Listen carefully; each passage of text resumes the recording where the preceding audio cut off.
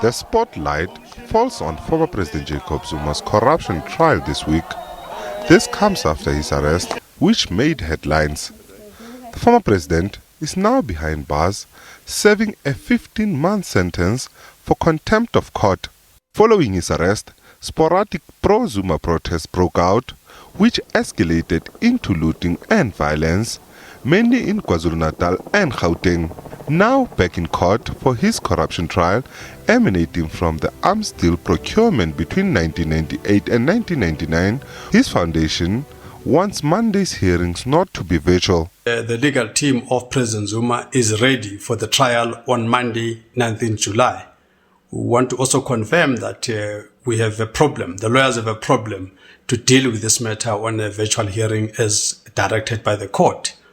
And the reason for that is simply that, firstly, there's no precedent on such a thing where a criminal case is conducted with an accused not being present in court. And we want to say that the virtual hearing does not have all the elements that are present in a physical situation. Lawyers are not even able to consult with the accused as the prosecutor is busy making all kinds of averments.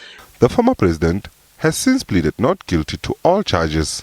The Jacob Zuma Foundation has since objected Monday's proceedings to be heard virtually, arguing that this is a violation of the Criminal Procedures Act and the Constitution. The foundation is very nervous that every time President Zuma is facing the law, some Zuma laws must be made. We are saying, can we please stop Zuma laws and deal with the laws of the country as they currently obtain?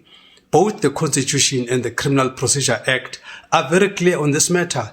Can we please follow the law and stop the Zuma laws? That's really our plea.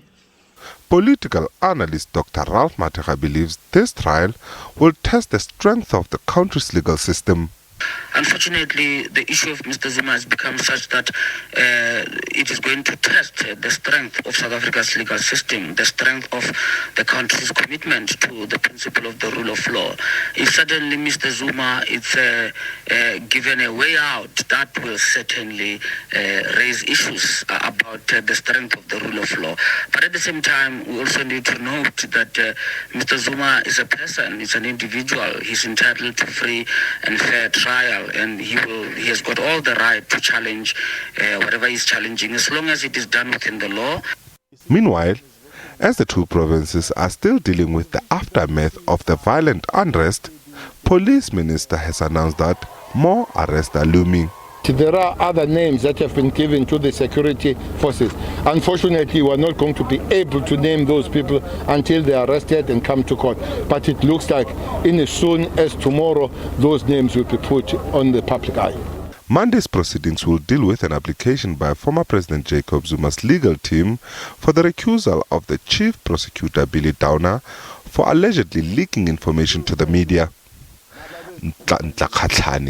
SABC News, Johannesburg.